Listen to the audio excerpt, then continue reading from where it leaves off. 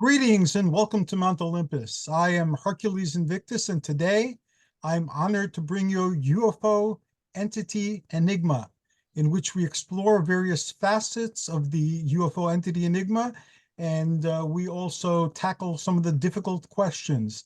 Tonight, the question we are tackling is, are there indeed tricksters that you need to be aware of?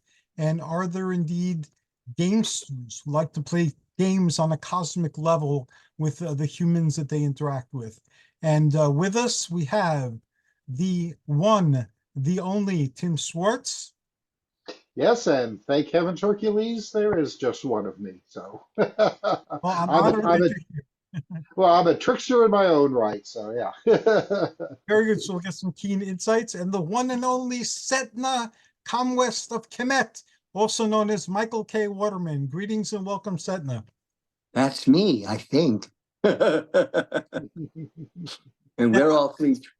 we're three tricksters to begin with ourselves, so that'll be cool. So we'll get that perspective as well, and I'm looking forward. I just want to start with a brief story. I've shared this story like everywhere, so I'll share it again tonight.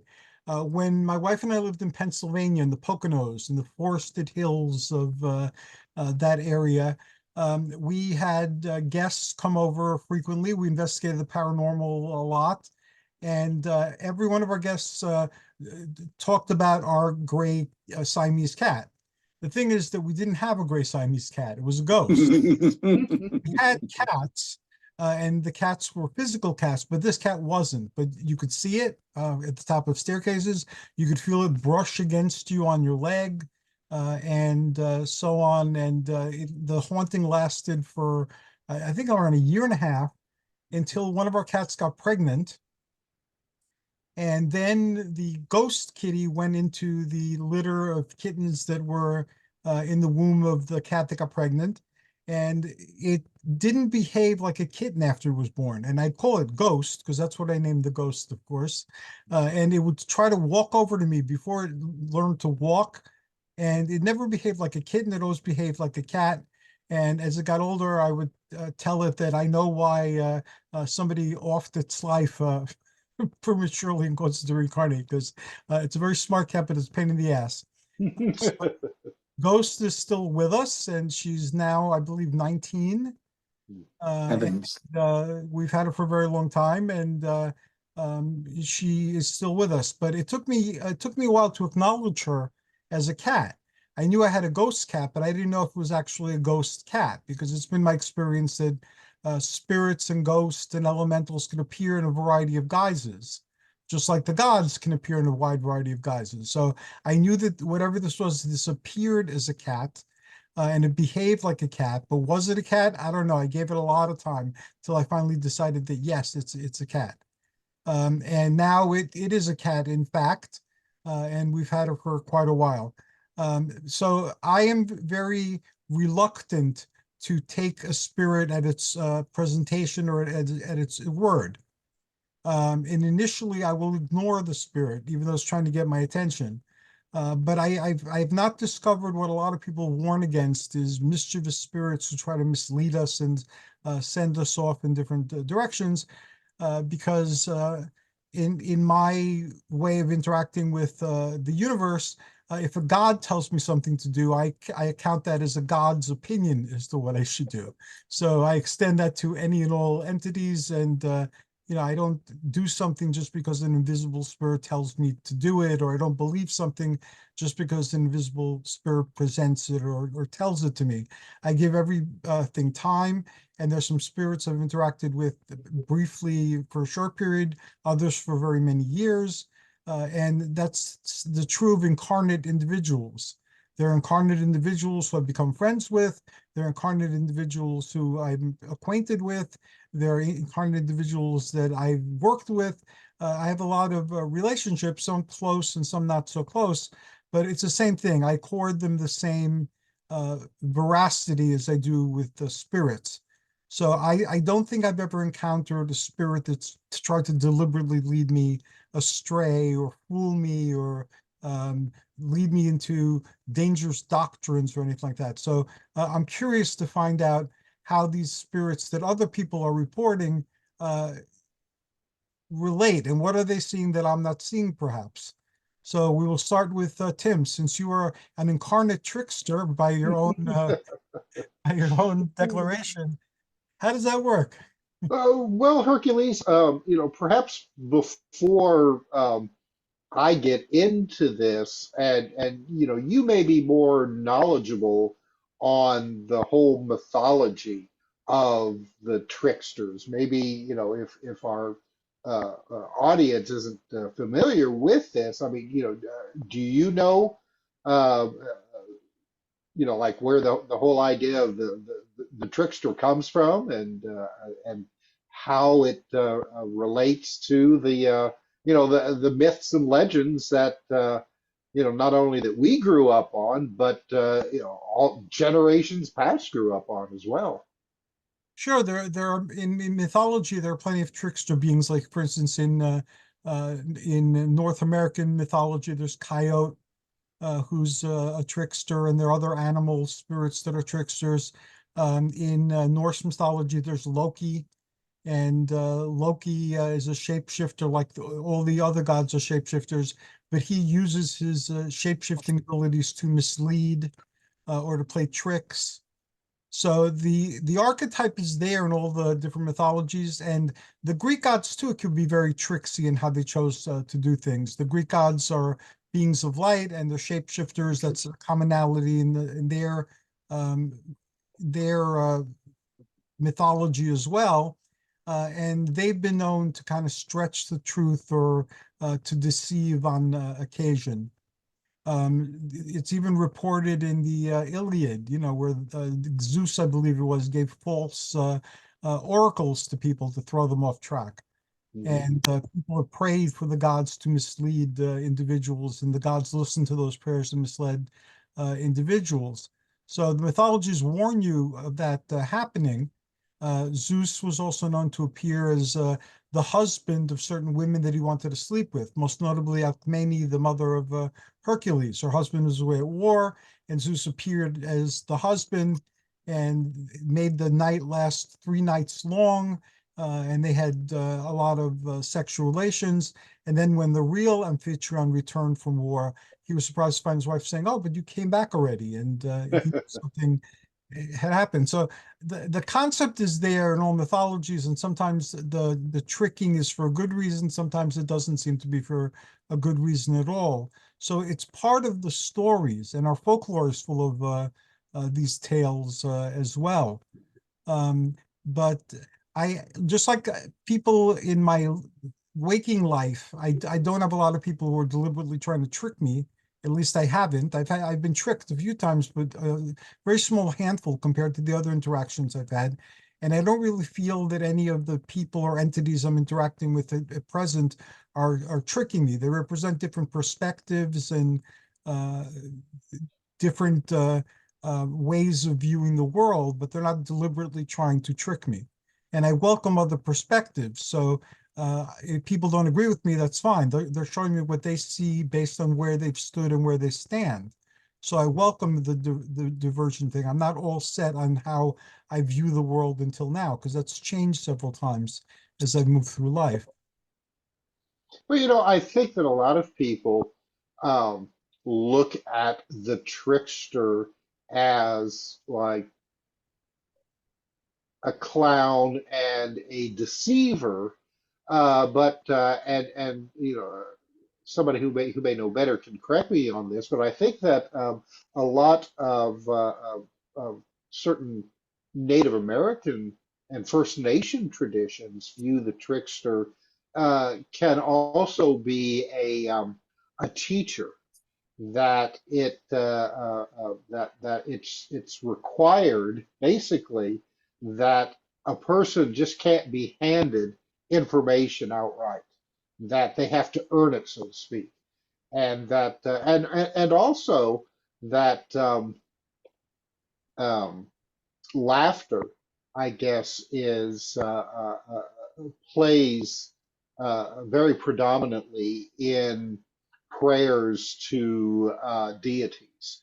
that you can't just go and be all solemn and solemn, when you're a prey to the deities, but there has to be a joy with it as well, and that supposedly was part of the trickster element. And I got to be thinking also that you look at say like modern pop culture, and you see a lot of tricksters uh, uh, in it. The first thing that comes to my mind would be like Bugs Bunny. Bugs Bunny, Okay, Daffy well, Duck. I mean, those are your classical tricksters, and who knows if the cartoonists and the writers who originally wrote these cartoons ever had that in mind. But boy, they certainly play that role perfectly. And I think also of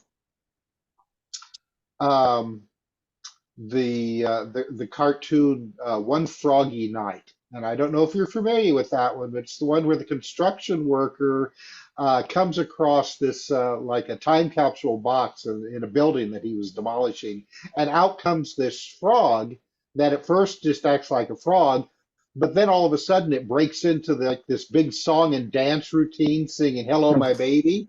Uh-huh. So I this love that guy, cartoon. yeah, well, I mean, this guy, I mean, he's seeing money in his head, and so I mean, he puts on, he gets this big venue and spends all of his money to put this frog on show, and then the frog, of course, doesn't do anything. It just croaks like a frog, and so anytime nobody else is watching, this frog is just singing and dancing to this guy, and I mean, and what a trickster! Now, this one,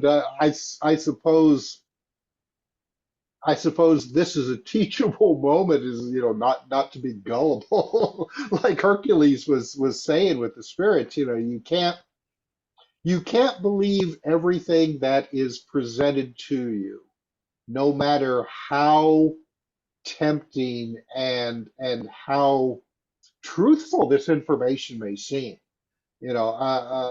This is something that we have seen with paranormal phenomena and the UFO phenomena almost from the very beginning. And I mean, and we've talked about uh, Emmanuel Swedenborg, Mhm. on the show before. And I mean, one of the things that he said, and I'm paraphrasing it basically, but I mean, he said, "Don't believe anything that the spirits tell you, because they lie. They're not truthful. You're going to get all kinds." And he wrote this long before the modern age of spiritualism and Ouija boards and things like that. But he said, don't listen to anything they say. Don't believe their stories of what the next world looks like. Because it's all a trick. It's all lies. And you've seen this.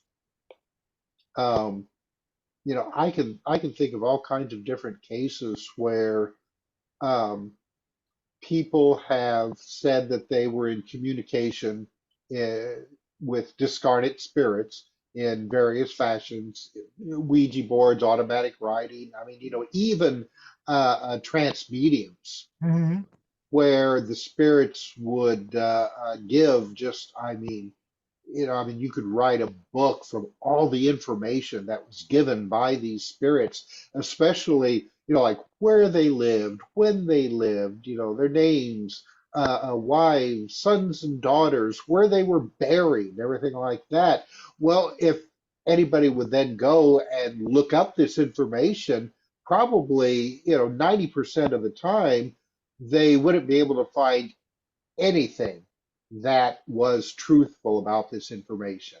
But the manner in which this stuff is received, I mean, it's no wonder that people end up being fooled because, I mean, if you're getting, especially when you have something, say, like a trance medium, Mhm. where the voice is coming out of the medium's mouth. And a lot of times, I mean, it's not even the medium's voice. I mean, it's the voice of somebody else, and they're giving you these amazing details about their lives and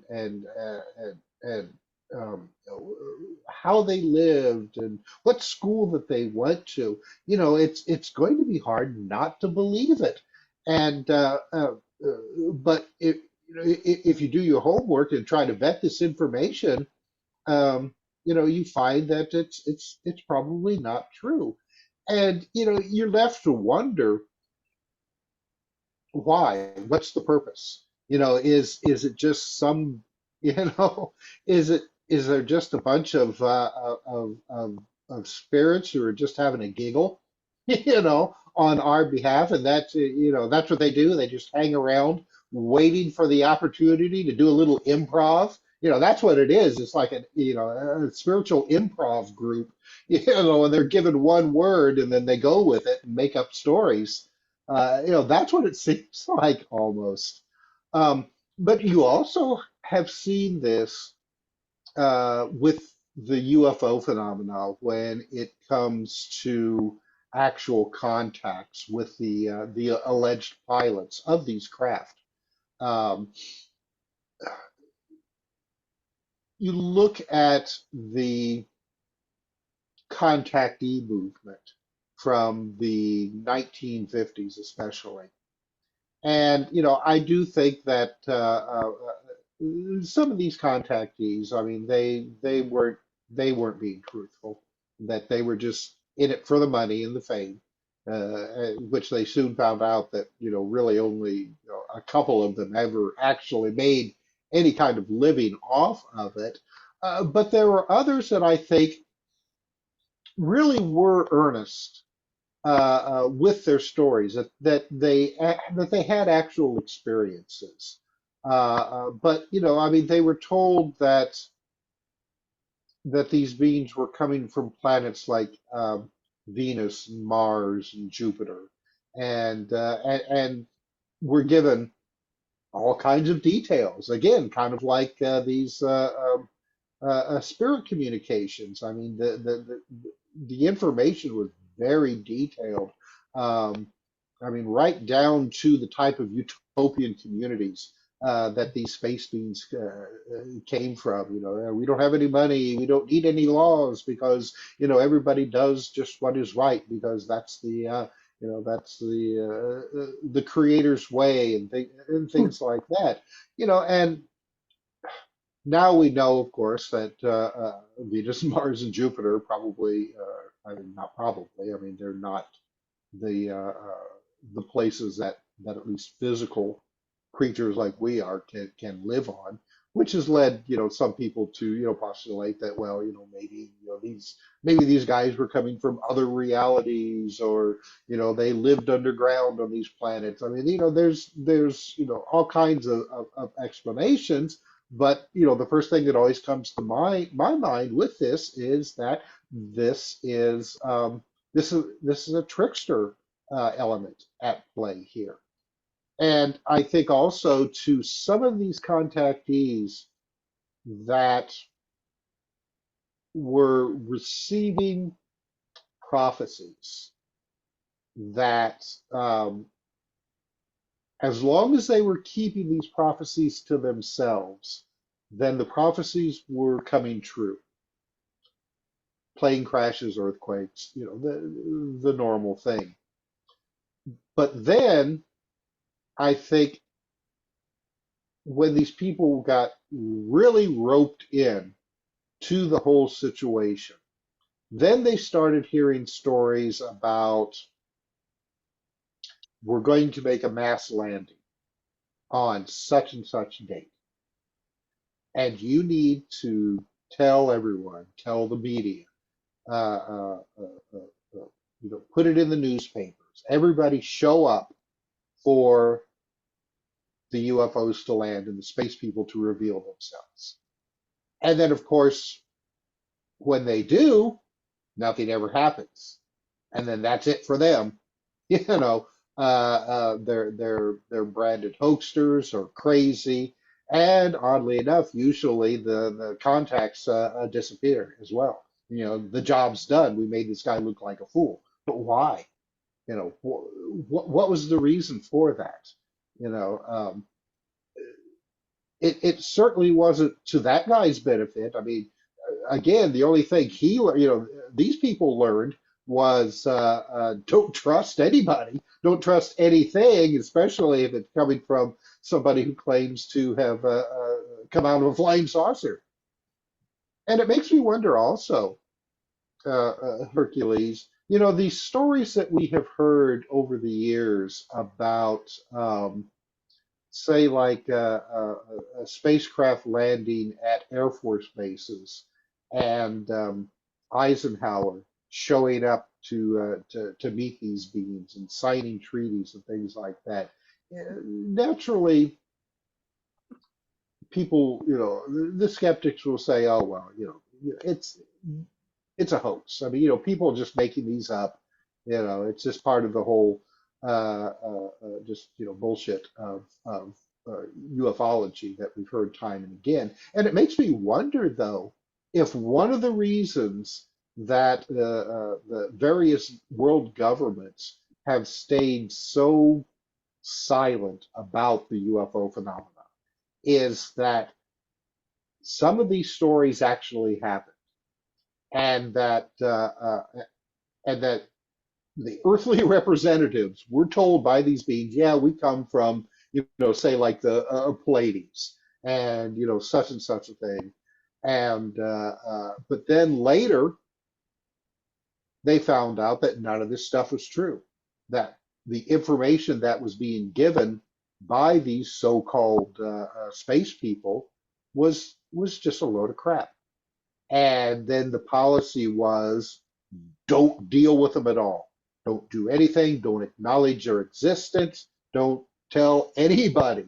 Don't tell the civilian population that that it's real and that we're looking into it.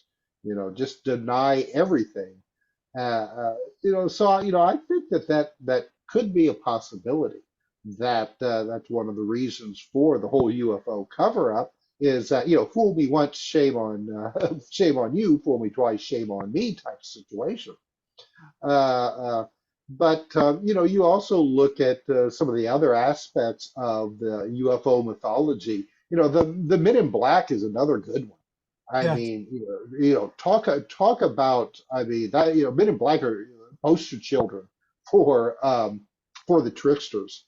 Because you have these characters, and they're not always Men in Black.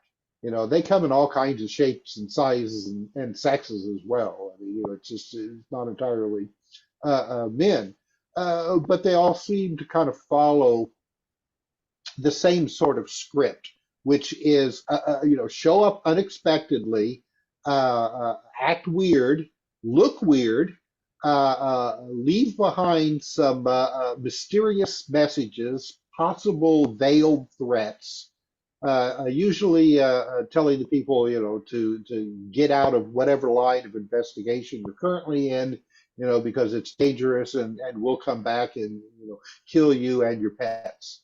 But then nothing happens. These guys go away, and eventually, those who have had these experiences will write about it or tell others about it, and nothing really ever happens. So, and that's, there's that trickster element again. I suppose it would be different if after these threats and then somebody does talk, then they do come back and burn your house down or, cut the brake lines of your car. But as far as I know, that hasn't happened. So that is the trickster at play. So now I'm not saying that every aspect of the UFO phenomena has some, is entirely paranormal and tricksterous and all that. It could be that whatever the trickster phenomena is, and and who knows that it is playing a role, a modern role, where it's using the UFO phenomena as part of its game. Now, someone like Jacques Vallée, he would say that this is that slow teaching element to us, that it's trying to teach us something, but it's, that it's playing the long game. It's not working within people's lifetimes, it's working within, like generations, hundreds, maybe thousands of years of slowly teaching us something. And, we only know just a minute amount of information about it, and it won't be until years from now, centuries from now, that we'll have a clearer picture of what's going on. I think that that's a possibility. But saying, I think, as a lot of people believe, that the entire UFO phenomena, the entire, say, like paranormal, spiritual types of phenomena are all entirely tricksteries, I think that's throwing out the baby with the bathwater, so to speak. That you are just seeing that trickster element come into play with things that are currently resonating with us as a society, as as a culture. And right now, UFOs, I mean, I mean, that's pretty big, and it's gotten even bigger within the last 10 years or so. So I imagine that you're going to start seeing more of this trickster element starting to come into play, especially when you have got, uh, and as you well know, there are elements in the Pentagon and within the intelligence community that are heavily influenced by the evangelical Yes. religious community. And they are very reluctant to take on investigation of the UFO phenomena because they fervently believe that this is a satanic type of deception going on. Based on their really, I mean, it's a modern viewpoint of Christianity, and really doesn't have much to do with the real traditions. So I imagine that you're going to start to see this trickster element start to come into play that will try to influence and confirm a lot of these people's beliefs. I don't know how that will play out, but you will probably start to see more articles, more reports that that are going to be that are going to be Hercules. I'm caught up on my words here.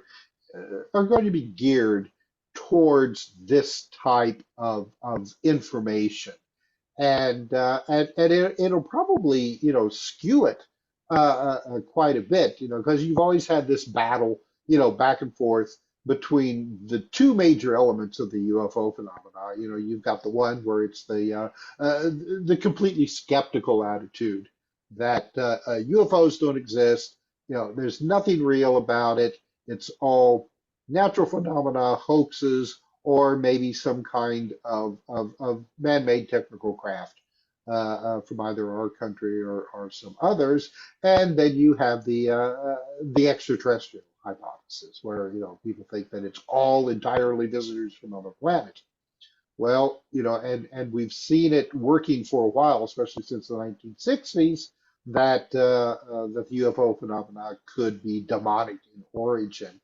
And I suspect that you're going to start to see a resurgence, really, in this kind of belief, to the point where it's actually going to be written about in newspapers. Yeah, what are newspapers? You're going to start seeing them, online, YouTube channels and things like that, and people are really going to start to take it a lot more seriously, which then the phenomena will go and gear itself in that direction.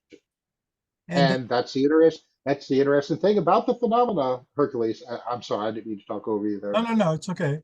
Um, Uh, I Go wish ahead. it was a longer show. I'm going to devote several shows just to this topic because this is the conversation I've been aiming for since I started this series. Hmm. Look at the different facets and then look at the gem. So, we only have like half an hour more, and I want to get Michael's Yeah. Sorry, Michael. I didn't mean to also. step on your time.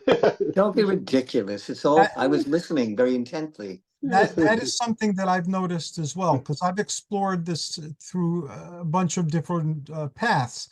And when I was into the Norse stuff, I explored it in that way. When I was in the Celtic stuff, I explored it that way. I've been Greek my whole life, so that's been a constant thing. And also different systems of occultism that I've learned about and I've experimented with. The phenomenon, whatever it is very accommodating, Hmm. and it will communicate with you in whatever set of symbols you're most comfortable with. And once you encounter that a few times, you're talking to the same entities or the same whatever they are in different masks. Initially, it seems like they're lying, that they're deceiving you. But then it becomes very clear after a while that the intent is to communicate. And one of my theologians pointed out recently in a conversation on that show that in the Chaldean oracles, the goddess Hecate proclaims that they appear the way they appear because we expect them to appear in that guise. So I want to really explore the deception angle. I want to explore the communication angle, and I want us to gain a greater understanding. I have a lot of people who are into the cosmic spirituality, and we've had them on this forum and on very many others. And I've been trying to engage their space people in real world activities. Like, what are they doing other than telling us to love them and to pray to them? And that seems to be what they want us to do, or at least through some of their vehicles, that seems like what they want us to do. But okay, so love implies to me trust and rapport and a relationship of some sort, not just blindly loving somebody because they tell you to, and they claim to be a celestial of some sort. So I've been trying to engage these powers in conversation to get a greater insight into what they may be all about. And what this has been going on since dawn of time. It happens, and it's recognizable in all mythologies, in all religions, in all occult orders. And something's going on. And as I pointed out in previous shows, something is listening and something is responding, and that becomes very clear. I get messages, including from Setna Comwest, that are very synchronistic, and they're about the same topic. So I'll get something in my meditations, and I need to think about it sometimes. So I'll shelve it, and I'll get back to thinking about it when I have time to think about it. And then I'll start getting conversations with ComWest and conversations with other people. Now ComWest knows some of them, but before he didn't. And I'll get the same information from them, Hmm. sometimes even the same words from them. So through the synchronicity, something is communicating.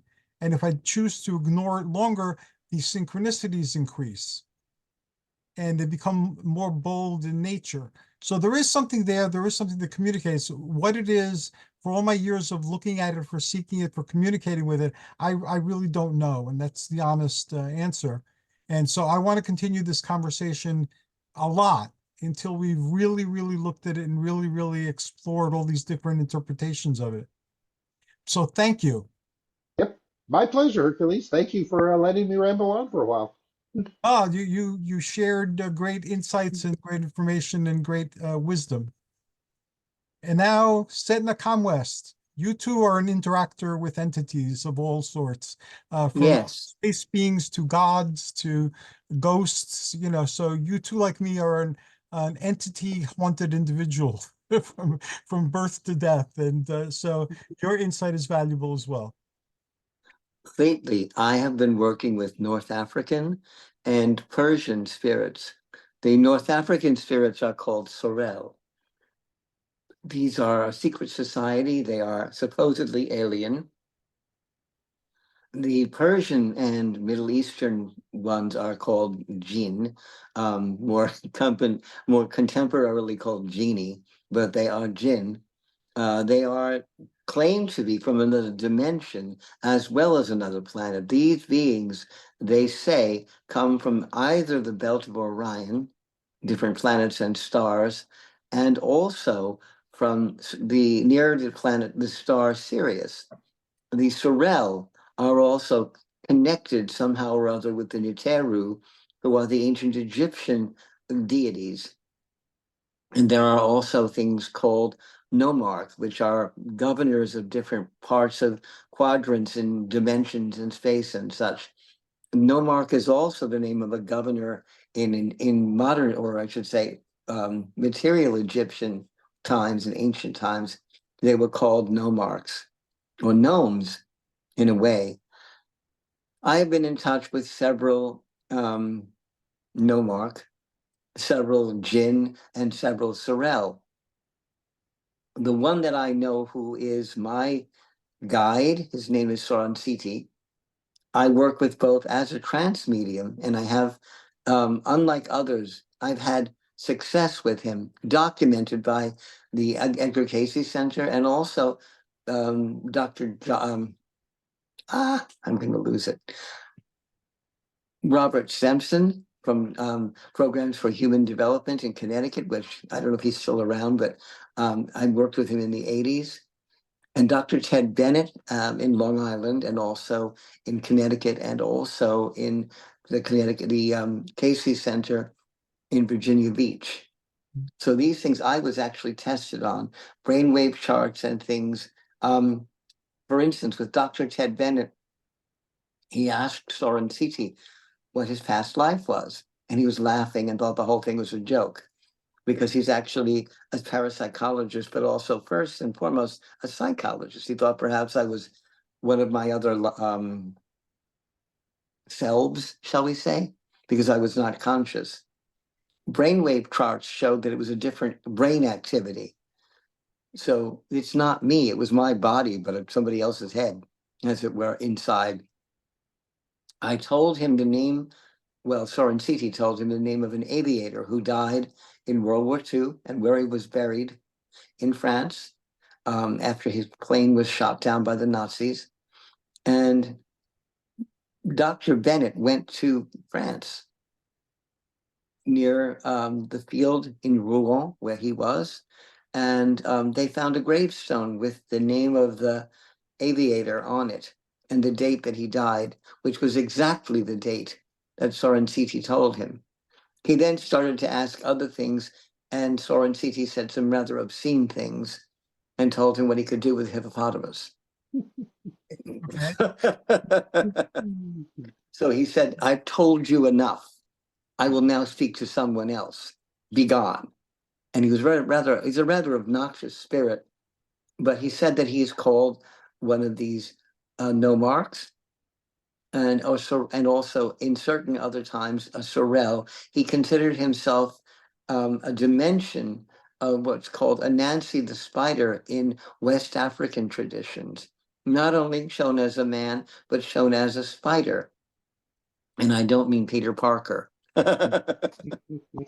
He was not that kind of Spider-Man, sort of he said that as a tarantula kind of a being or a web slinger, that he was about 4 feet tall, and he would be visible or invisible as mood took. He also took the form of a man, a leopard, and the bird is called a kite. I believe it's a form of a hawk. But he changes shapes.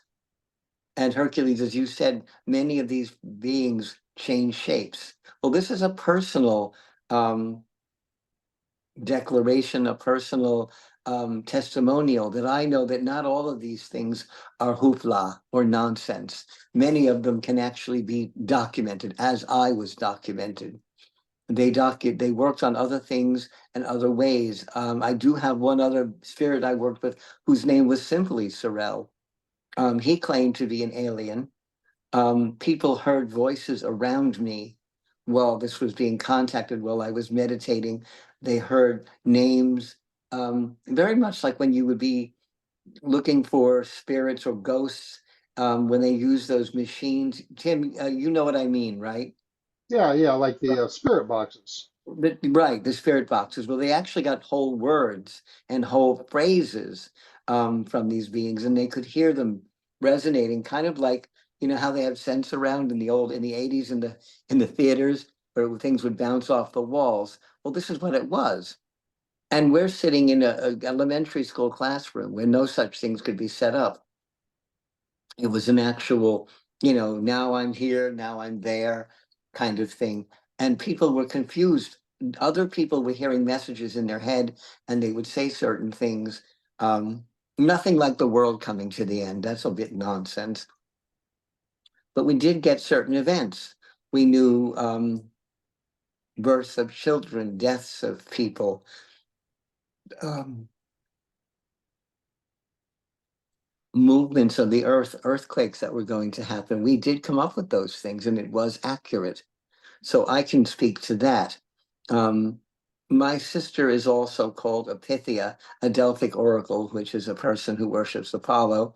No, she doesn't sniff methane these days or chew on laurel leaves, but she was able to predict a rather interesting thing through her guide, who is also called Pythos. Um, my next door neighbor was to be delivered, she was told, of a girl baby. Well, my sister looked at her and said, no, no, you're going to have a fifth boy, and he's going to be a Taurus, not a Gemini. The girl was to be a Gemini. The woman had had ultrasound. They couldn't find the baby's parts, shall we say, because the way the baby was turned around. But the man said, the doctor, based on the baby's shape, that it was a girl, excuse me. And my sister said, no, no, no, no, I've been told it's a girl. I mean, a boy. And about, well, 2 months later, they took another ultrasound. The child turned around. He was a boy. His name is Mark. I think he's in his 50s now. Uh, yeah, early 50s. So the mother was very depressed. She wanted another daughter. She had had 5 boys already, 4 boys already. So that's kind of an interesting thing. And she was told this by a spirit guide who considered herself an alien priestess of Apollo. So some of these things can be accurate. Um, then you get nutty people who are going to, you know, claim the end of the world or, you know, bad events or crazy things. And they only seem to think, and I'm sure you see it, Tim, they only see negative things all the time. Crashes, stock market destructions, death. You know, they never see anything good or any positive. Is it because they're not looking for that?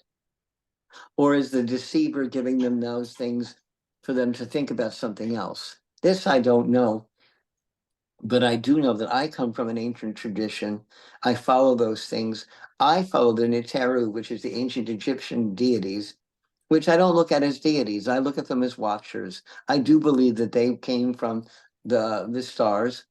I believe the ancient Egyptians were shocked, didn't know what to think of them. They were a gold skin tone, and that they were a different race of being and are a different race of being. And that, you know, we attribute all the gods and goddesses of ancient times as immortal. Well, we don't see them die, do we? So I told this to Hercules a while ago and I thought about it. The movie I guess it was in the 90s, Zorro. Remember that one? Yeah. Anyway, Anthony Hopkins played Zorro, the older Zorro. And then all of a sudden, Antonio Banderas is Zorro. And I think the gods and goddesses do the same thing. They wear masks, they have different faces, they change shape. And I think as one gets older, that they give that mask or shape to another deity, a younger one, so that they will take on the mantle. It's kind of an interesting theory. It's my own theory, but I think it's true. I think, you know, nothing lives forever It's an except ancient Papa. theory too. The Romans spoke of there being five Zeuses and 44 Herculeses that they knew of. They say in ancient Britain there were 9 Merlins, that they just kind of just evolved out of nowhere. You know, well, they say, you know, the lake, whatever, from the Lady of the Lake, but that this is true. And there's a whole mythology about Ra. how he was getting old and starting to drool and everything. And then Isis cast a spell on him with a snake and got his powers from him. And by using the ritual that they used, she found his energy, his seed inside herself. And when she gave birth to Horus, rather than looking like her husband Osiris, he was a falcon-headed god, which we believe, some of us, was the cloning, as it were, of Ra. And she didn't actually give birth. Ra's energy was transferred within her, somehow his consciousness, what have you. And so that Horus is Ra Heru. He is both of those. He may be in Horus's body, but he's Ra. And so that, that's an alien concept, I think, also. I don't know if other gods and goddesses did the same thing. Perhaps Hercules himself has over the years. And certainly we have that with the Dalai Lama, do we not? That they say he's been the same being for thousands and thousands of years. Incarnating in different bodies. Yes, I believe that also. Well, there is a movie, a delightful little movie that was done in, I think, the early 2000s called The Littlest Buddha, in which they're looking for their Lama, the head of the temple, and he's died, and they have his rice bowl, and they go and they look for him. And what happened was his soul split into 4 different beings, and each one of them knew part of his energy.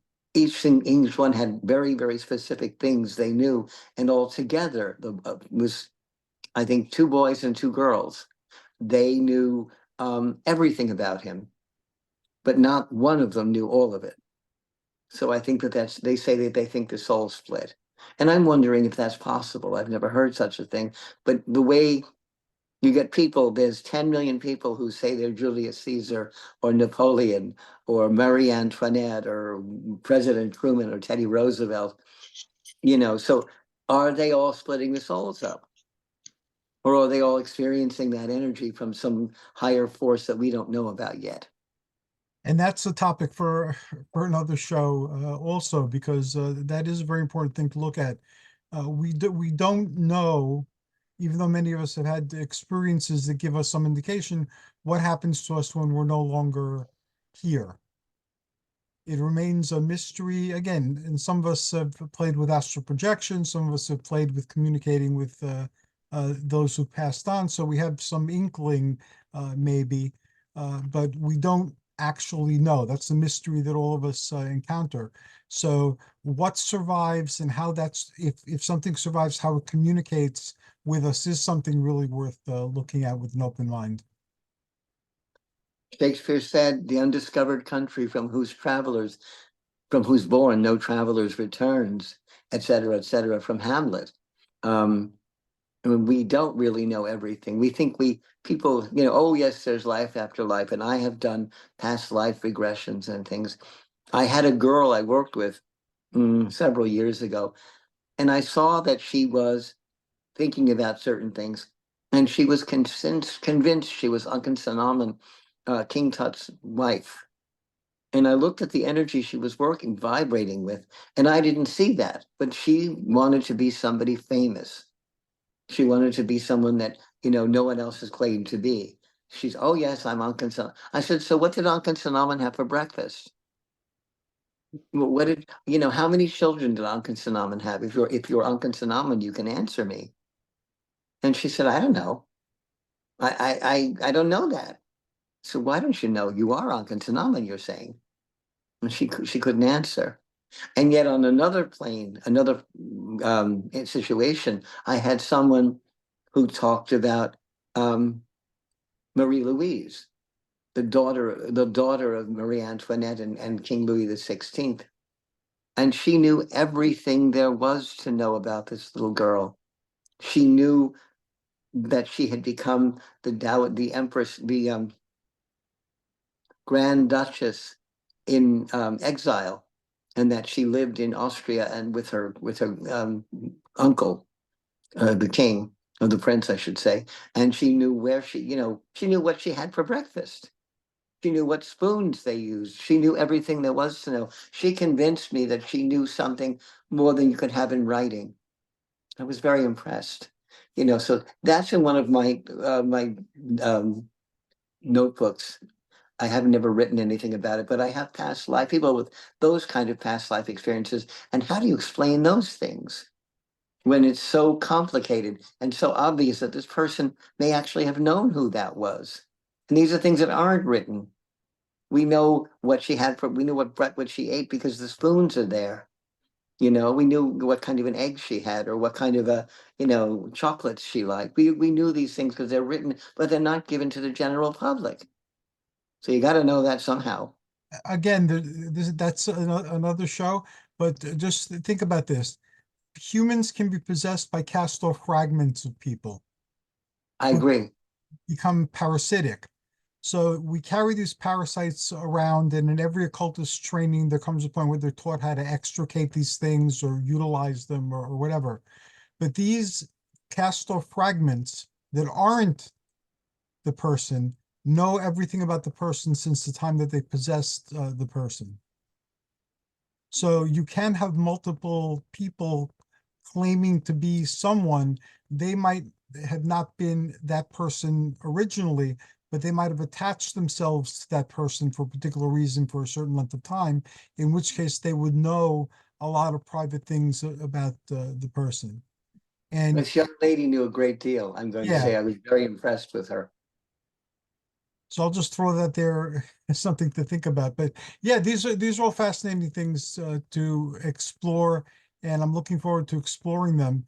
And again, identity is such a strange thing too, because we change our concept of who we are as we move through life. I've changed my name several times, because I've had different versions of myself experiencing certain things, and then that life is done, and then there's a new life I want to explore, and so forth. And other people do that as well. So there's that too. Am I four people because I've had four main incarnations in this life? And each one I was different enough. I changed my name for professional reasons several times. I was Richard Niles when I was a makeup artist for a while because there already was a Michael with my last name in the union, and I had to make up another name, so I made up Richard Niles. I always thought I should have been a Richard, not a Michael. And Richard Niles, even though it's like you, it's a different version of you, with the volume turned up in some places and the volume turned down in other places. Well, the So odd thing was when I joined Georgette Klinger, I had to go back to being a Michael because they had a Richard. I said, wait a minute. And the guy with my name had died. So I got my name back. I back became from the Michael again. So those type of things need to be considered as well. And the Egyptians, and you follow the Neteru or the Neger, as some people call them, they have four souls, I believe, that they talk about, or they have Uh, several souls. parts of There's, the there's souls, that yes. too. So those are things that we can look at as well. And unfortunately, we're approaching the end of today's conversation. Are there any last words you'd like to leave with people, Tim? Well, I just want to add to what you two were just talking about. You know, the certain Polynesian cultures believe that we have seven different souls or spirits within us, and that when you die, you know, all of them split up and go go to their own separate directions. And like say, like the lowest part of those souls, you know, the ones with, you know, like almost like animalistic type of intelligence, are what we would call like, you know, poltergeists and things like that. So I always thought that that was an interesting concept, Mhm. and they also believe, like you said, that fragments of these split off souls, you know, can go and possess other people, you know, for certain amounts of time. So that's my 2 cents worth. Thank you so much, sir. And how can people reach you and enter the strange new worlds that you provide access to? Sure. Well, you can find all of my books on probably Amazon.com would be the best way to do it. You can also find some of them at your favorite local bookstore or library. And please patronize both. If you have a local bookstore, then definitely patronize it. I live in a community that unfortunately doesn't have one. We do have a library though, so go to them as often as you possibly can. Now, as for Amazon, just type in my name, Tim R. Swartz, and all of my books will come tumbling out for your reading pleasure. Both print and ebooks are available. Right now, our latest book is Mimics the Others Among Us, Hercules. You have an excellent chapter in that book. We're currently working on a new book about the mysteries of time. And I will let everyone know that both Hercules and Michael have a chapter in this new book coming out. So I'll keep everyone apprised as it continues to develop, and hopefully we'll have it published sometime this spring, is what we're hoping for. Let's keep our fingers crossed. And of course, my website is conspiracyjournal.com. Don't type that in on Facebook. They won't allow that for some reason. I guess the word conspiracy is something that they don't like. But I always like to say that we don't have any of that political stuff. It's all just the fun things like ghost UFOs and the things we like to talk about on this show. But again, that's conspiracyjournal.com, where we've got all the weird news and information that they don't want you to know. And I will add before we go to Michael that it has been a lifelong dream of mine to be part of the intrepid band of investigators led by Tim Swartz and the late Tim BECKLEY that write these great tales in these anthology books with lurid covers and lurid titles. So that was a lifelong ambition of mine, and I'm very honored to be part of that adventure. So thank you for that. And now, without further ado, Michael. Okay, well, very simple. You can get me on Facebook under Phone a Wizard, which is me. I'm the wizard. Or you can get me at Michael K. Waterman on Facebook, or MK Waterman at iCloud.com. You can get me, write to me, Michael K. Waterman, at 1699 Chatham, Chatham Parkway, Savannah, Georgia now, 31405, and that's apartment or just unit number 1523A. I have to remember that because it's new. Or you can call me, Phone a Wizard will listen, 516-650-3691. And yes, that's my Long Island number, but I have too many contacts to change it, so I've still got it. Very awesome. Thank you to you both. You're both incredibly awesome, and I'm honored to be speaking with you, and I'm glad that you're here. Have a wonderful rest of the weekend and a wonderful week ahead, and I wish you success in all your endeavors. Thank you so very much, and thank you to our audience. You'll be listening to this on the morrow on YouTube, and while you're there, check out our other UFO entity encounter programs. Until next time, this is us wishing you joyous journeys and amazing adventures. Thank you so very much. Thank you. Night, everybody.